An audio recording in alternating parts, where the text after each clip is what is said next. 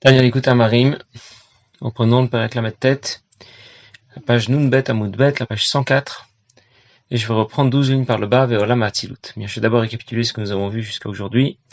L'Admor Zaken a d'abord expliqué l'importance de pratiquer concrètement les mitzvot. Puis ensuite, il a insisté sur la portée qu'aura la Kavana. Pour ça, il a rapporté l'exemple du Gouf et de la Neshama. Il a cité les mots de nos maîtres qui disent qu'une tfila sans Kavana, blo Kavana, c'est que Gouf bli Neshama, comme un corps sans Neshama. Et il nous a expliqué qu'un Gouf sans Neshama, qu'est-ce que ça veut dire un corps sans Neshama? Ça ne vaut pas rien. Il y a un Gouf tout de même, il y a un corps. Et c'est l'essentiel. Ça veut dire que l'essentiel, c'est d'accomplir concrètement les mitzvot. Mais en même temps, quand on déclare que l'essentiel, c'est l'action, on n'a rien retiré à la grandeur et à la hauteur de la kavana, à la motivation, à l'amour et à la crainte de Dieu qui accompagne notre geste technique. Ça veut dire que Avodat Hashem, ça ne se résume pas à une série de gestes techniques. Il faut aussi les accomplir de tout son cœur. Et dans le Perek Lamed Tête, l'Admor Zaken nous explique quelle sera précisément la portée de cette kavana associée à la pratique de Torah Mitzvot. Et nous avons déjà parlé de deux méthodes pour développer cette motivation. La première méthode, la méthode la plus intellectuelle qui consiste à construire par une réflexion profonde davantage d'amour et de crainte pour Dieu. Et dans ce cas, la Neshama va d'abord se positionner après avoir quitté ce monde dans la résidence du monde de Bria, le Gan Eden à Elion, le monde qui est dominé par la sphira de Bina qui est associée à la réflexion. Les mitzvot que l'on a pratiqués avec cette kavana vont rejoindre les sphirotes du monde de Bria, fusionner là avec Or Ein Sof, avec la lumière infinie de Dieu, et éclairer en retour la Neshama, qui en concevra un plaisir intense. Et c'est la méthode exploitée par les grandes sadikim, la première. Deuxième méthode dont nous avons parlé, une méthode qui est moins intellectuelle, qui consiste à exploiter, par une réflexion plus basique, l'amour et la crainte de Dieu que nous avons reçus en héritage des Havot. Et dans ce cas, quelles seront les conséquences? La Neshama se positionnera après avoir quitté ce monde dans la résidence du monde de Yetzira cette fois, dans le Gan Eden à Tarton où les Midot sont dominantes.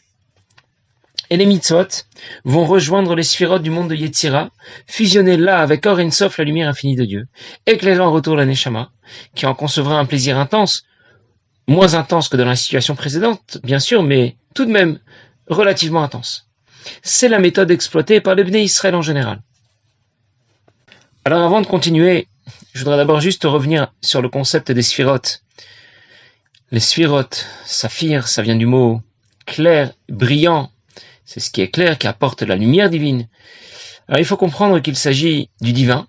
Dans chacun des mondes de la création, quand on parle de sphirotes, on veut désigner le divin, qui s'organise un peu comme notre système. Le pasuk dit Mipsar Yecheze Eloka.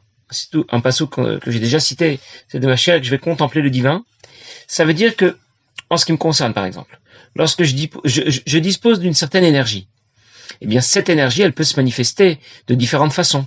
Elle peut s'exprimer par de la sagesse, par de la réflexion ou de la connaissance, mais aussi par de l'amour ou de la crainte, etc. Alors c'est de cette façon qu'on peut essayer un peu d'imaginer ce que représentent les sphirotes. De quelle façon s'organise le divin lorsqu'il se manifeste et qu'il se révèle dans l'un ou l'autre des mondes de la création. Mais en même temps, il faut toujours se rappeler que cette image est extrêmement loin de la réalité. Il y a un siman dans Igeret HaKodesh, dans le siman Tetvav, où l'Admor Zaken rapporte le pasuk Vanochi Afar Va'efer. C'est un pasuk dans lequel Avram Avinu déclare à Kadosh Baruch Hu qu'il n'est que de la cendre et de la poussière, et pourtant il voudrait bien oser demander à Hachem la grâce de Sodome et Amora. C'est le pshat. Avram Avinu déclare à Kadosh Baruch Hu, j'aurais dû mourir après la guerre contre les 4 rois. J'aurais dû devenir de la poussière. Et pourtant tu m'as sauvé. J'aurais dû devenir de la cendre lorsque Nimrod m'a jeté dans la fournaise. Et pourtant tu m'as sauvé. Vanochi Afar Va'efer, dit Avram Avinu. Et j'ose encore demander à Hachem la grâce de Sodome et Amora. Voilà pour le pshat. Mais l'Admor Zaken explique. C'est rapporté dans Sefer Abaye que la mida de chesed de Hatzilut, la bonté de Dieu, comme elle se manifeste dans le monde le plus haut de la création, celui de Hatzilut, elle s'est plainte à Akadosh Baruch Hu. Et elle lui a dit, depuis qu'Avram Avinu est dans ce monde, je n'ai plus rien à y faire. C'est Avram Avinu qui manifeste et qui révèle la bonté de Dieu dans ce monde à ma place. Bon, une fois qu'on a raconté tout cela, qu'on a rapporté cette citation de Sefer Abaye, on aurait pu penser avoir compris. On aurait pu dire, très bien, j'ai tout à fait compris. Quand tu me parles de la sphira de Chesed de Hatzilut, la bonté de Dieu qui se manifeste dans le monde de Hatzilut, c'est la bonté. Je sais ce que c'est que la bonté. À un niveau supérieur, bien sûr, mais c'est la même chose. Quand on parle de Gvura de Hatzilut, la sphira de Gvura, c'est ce qui représente la rigueur. J'ai aussi compris ce que ça voulait dire. Je sais ce que c'est que la rigueur, et c'est juste un niveau plus haut. C'est juste tout simplement faux. Dire que Chesed de Hatzilut, c'est la bonté, ça reviendrait à dire que la cendre, c'est du bois. C'est ça que voulait dire le pasuk Va'anochi Afar Ve'efer. Je suis comme de la cendre et de la poussière. Ça veut dire, bien sûr que la cendre vient de la combustion du bois, mais il y a autant de différences entre le concept de bonté que nous connaissons et la sphira de Chesed de Hatzilut qu'il y a de différences entre la cendre et le bois. Et donc, ce que l'on peut dire au sujet des sphirotes, c'est que même si on essaye de les décrire, on essaye d'en parler, de leur donner des adjectifs, ça reste tout de même très loin de notre compréhension. On en parle simplement pour que l'on puisse comprendre davantage la portée de la kavana qui va être associée à la pratique des mitzvot. Alors, revenons justement maintenant aux deux méthodes décrites par l'Admor HaZaken.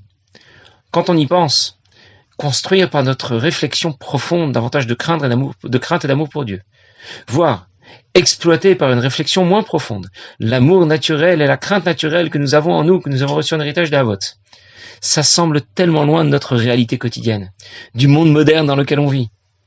Et le Rabbi Rachab rapporte dans un Mamar, Kuntras Etzraïm, il fait un long développement pour nous expliquer qu'on doit au moins essayer d'y arriver. Même si, c'est clair, on est un peu trop encrouté dans la matérialité de ce monde. Mais il faut quand même faire l'effort, essayer d'y arriver. Il nous explique dans ce Mamar, le Rabbi Rachab explique que ça nous concerne bien. Ça ne concerne pas seulement les générations précédentes, les neshamot des générations précédentes. Nous, on aurait vite fait de déclarer, écoute, tu as déjà obéi, c'est déjà pas mal, pourquoi te casser la tête davantage? L'amour, la crainte de Dieu, bon, tant mieux, tant pis, c'est pas si grave. Et là, qu'est-ce que l'Admor HaZaken vient nous apprendre? Nous apprenons que la motivation, c'est déterminant. Et c'est ce qu'on attend de nous. C'est ce que la Chassidoute attend de nous. Un peu plus de hergesh, un peu plus de sentiment et de motivation. On attend de nous que nous soyons motivés à pratiquer Torah Mitzvot. Et pour cela, bien sûr, il faut apprendre beaucoup la Chassidoute. C'est un des objectifs recherchés par le développement de la Chassidoute. On raconte qu'un jour, le Baal Shem Tov est rentré dans une synagogue. Et quand il y est rentré, il a déclaré « Je n'ai jamais vu une synagogue à ce point pleine de tfilot. Cette synagogue est remplie de tfilot. » Alors, au départ, les gens ont pensé qu'il s'agissait d'un compliment. En réalité, le Baal Shem Tov voulait leur dire que la kavana était à ce point absente de leurs tfilot, que les tfilot n'avaient pas pu rejoindre leur destination dans le ciel, les sphirotes de Bria ou de Yetzira. Elles étaient donc restées dans ce monde et n'avaient même pas dépassé le plafond. C'est resté un simple geste technique. On raconte que lorsque l'Admor HaZaken est sorti de prison, au cours de l'histoire de Yutet Kislev, l'Admor HaZaken a été accusé d'être un traître, parce qu'il a envoyé de l'argent en Eretz Israël aux Chassidim qui avaient accompagné Rabbi Menachem Mendel Merodok lors de son aliyah, et il leur envoyé de l'argent. Et à cette époque-là, la Eretz Israël était sous gouvernance turque, la Turquie était en guerre avec la Russie. Donc les mitnagdim, ceux qui étaient opposés à la Chassidoute, ont voulu donner un coup fatal au développement de la Chassidoute.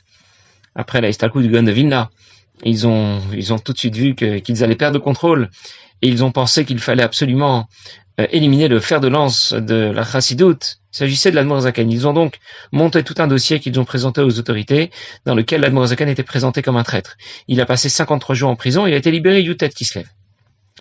Et lorsqu'il a été libéré, il devait être conduit chez un certain chassid qui habitait la ville. Mais par erreur, il a été conduit au contraire chez un mitnaged, chez un opposant à la Chassidoute, qui habitait dans le même secteur. Et l'Admor HaZaken en a beaucoup souffert. Il a raconté que les 53 jours qu'il a passés en prison, c'était pénible. Mais les quelques heures qu'il a passées chez ce mitnaged, c'était encore plus pénible. Et il en est sorti Chav Kislev, le 20 Kislev. Et c'est d'ailleurs pour ça que nous célébrons 2 jours de libération. Yutet Kislev, c'est la libération de l'Admor HaZaken de prison. Chav Kislev, c'est la libération de l'Admor HaZaken de la résidence du mitnaged. En tout cas, ce mitnaged, ce monsieur qui était opposé à la Chassidoute, a beaucoup fait souffrir l'Admor HaZaken puisqu'il avait des arguments contre la Chassidoute, contre le Baal Shem Tov. Puis à un certain moment, au cours de la discussion, il a dit à l'Admor HaZaken, écoutez, moi je suis peut-être pas à la hauteur pour discuter avec vous, pour l'emporter, pour vous répondre, mais je vous propose d'aller consulter 3 grands géonim parmi les mitnagdim, parmi ceux qui sont opposés à la Chassidoute. Eux sauront mieux que moi vous répondre, eux sauront mieux que moi vous expliquer vos erreurs de Hashkafa, vos erreurs de Hashkafa dans votre vision de la Torah, de la Chassidoute. Et l'Admor HaZaken a accepté. Il a donc rencontré le premier de ces géonim qui s'appelait Rabbi Shot Seitlich. Et lorsqu'il est arrivé le voir, il était allongé, Et Rabbi Yoshua n'a pas pris la peine de se lever pour accueillir l'Admorazaken. Il lui a simplement dit, vous savez, étudiez un peu. Vous savez combien de fois sont cités les noms d'Abaye et Rava dans toute la Gemara? L'Admorazaken lui a donné le chiffre exact. Et Rabbi Yoshua lui a dit, c'est tout. L'Admorazaken lui a dit qu'il y a une certaine version dans la Gemara dans laquelle Rava est cité une fois de plus. Dans certaines versions, c'est écrit Rabba, et dans d'autres versions, c'est écrit Rava.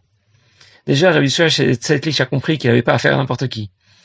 Et puis ensuite, il lui a demandé, vous dites dans votre livre, Sefer HaTanya, que quand on apprend la Torah ou quand on pratique une mitzvah, ça ne s'élève pas, ça ne monte pas.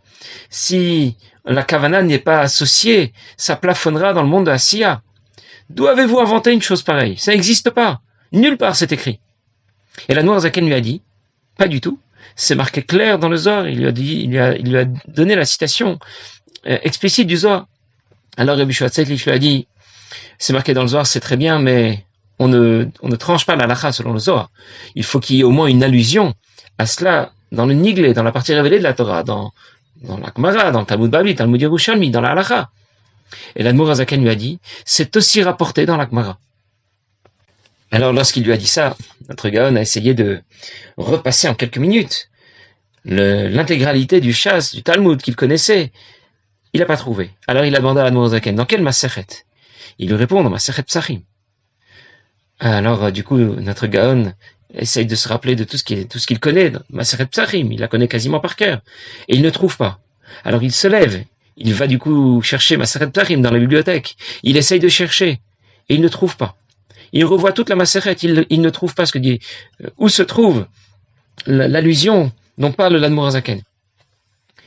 Et il finit par demander à l'Admorazaken de lui dire où c'est écrit. Et l'Admorazaken lui explique. C'est rapporté d'Afnoun Amud Bet. Rava pose une question. Il y a apparemment deux psukim qui se contredisent. Ki gadol ad shamayim chasdecha. Deux psukim dans les Teilim. Le premier dit Ki gadol ad shamayim chasdecha. Tu es grand jusqu'au ciel. Ta grandeur est jusqu'au ciel.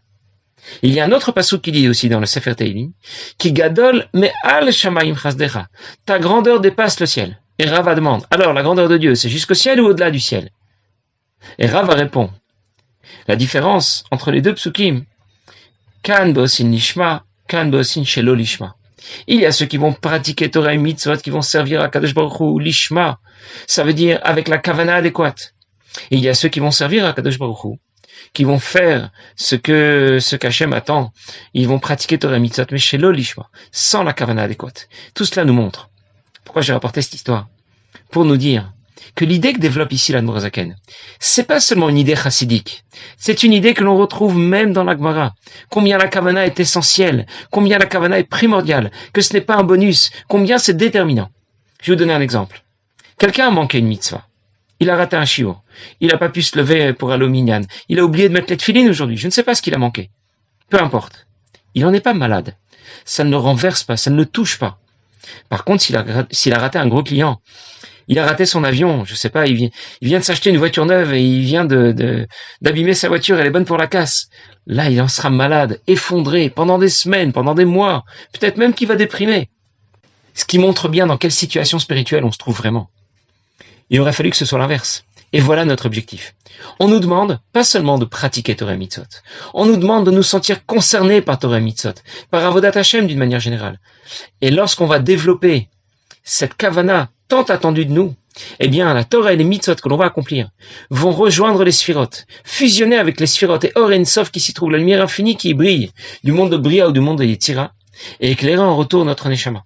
C'est pour cela qu'Admorazaken avait expliqué Srar mitzvah mitzvah, que le salaire de la mitzvah, c'est la mitzvah elle-même. Je vous donne un exemple. Lorsque quelqu'un travaille, je ne peux pas lui dire « Dis-moi combien tu gagnes et je te dirai dans quel secteur d'activité tu travailles. » Parce que le salaire n'est pas lié à l'activité. C'est le même argent, que ce soit quelqu'un qui vend des pommes de terre ou qui vend des bijoux. Alors que le salaire de la mitzvah, c'est la mitzvah elle-même, ça veut dire que le salaire de la mitzvah, c'est pas l'argent et la santé ou la famille qu'on peut recevoir dans ce monde. On pense que lorsque quelqu'un pratique Torah et Mitzvot, comment il va être récompensé? Eh bien, Dieu lui donnera plus d'argent, il lui donnera une meilleure santé et il lui donnera une grande famille. Pas du tout. L'argent, la santé et la famille, ce n'est pas le salaire des mitzvot, ce n'est pas la récompense des mitzvot. Alors à quoi ça correspond? C'est seulement l'amélioration de nos conditions de travail. Nous avons un contrat de travail avec HaKadosh Baruch Hu. On est au service de Dieu. Qu'est-ce qu'il attend de nous? lui faire dire à Betartonim. C'est ce dont on a parlé dans les prakim précédents. Il attend de nous que l'on révèle sa présence dans ce monde, que l'on pratique concrètement les mitzvot, qu'on y apprenne la Torah. Quand on prie pour ce dont on a besoin, je prie pour qu'Akadosh Baruch Hu m'apporte une meilleure santé, plus d'argent, une grande famille. Ce n'est pas parce que je lui demande de me récompenser pour la Torah et les mitzvot que j'ai accompli. C'est uniquement pour améliorer mes conditions de travail. Ce n'est pas le but que je recherche. C'est pas là la récompense.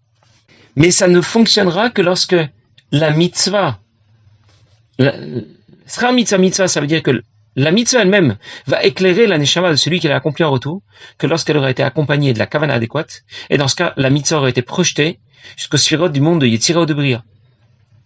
Jusqu'à présent, l'Admor Zaken nous a parlé de 2 premières méthodes. Eh bien, l'Admor Zaken va maintenant décrire une 3e méthode. C'est celle des très grands tzadikim. Ceux qui étaient effacés devant Akadosh Baruch Hu comme un char pour son conducteur. Cette 3e méthode est complètement décalée par rapport aux 2 précédentes. Il s'agit de pratiquer une Torah mitzvot avec une abnégation totale. Ça dépasse l'amour et la crainte de Dieu qu'on aurait pu construire par notre réflexion la plus profonde. Exploiter l'amour et la crainte de Dieu que l'on aurait déjà en nous. Pas du tout, c'est complètement au-delà. Et ces grands tzadikim, où va résider leur neshamot? Dans le monde d'Hatzilut. Le monde d'Hatzilut, c'est le monde dans lequel la sphira de Chochma domine. Une sphira qui brille justement par son effacement total devant Dieu. La Torah et les mitzvot que ces très grandes tzadikim vont accomplir vont rejoindre les sphirot de Hatzilut et éclairer en retour ces neshamot. Ça que dit tout de suite l'Admor Zaken. Vo'olam ha'Hatzilut shu lemala masechel v'hasaga. Le monde de Hatzilut qui est au-delà de la compréhension, au-delà de la connaissance, de la réflexion, le sechel nivra. Eh bien, voilà quelle sera la portée de la Torah et des mitzvot qui auront été pratiquées avec une kavana si haute, celle des très grandes tzadikim, celle du monde de Hatzilut. On a juste commencé à l'évoquer aujourd'hui. Je vous en reparlerai la prochaine fois, Bezrat Hashem. Passez une bonne journée.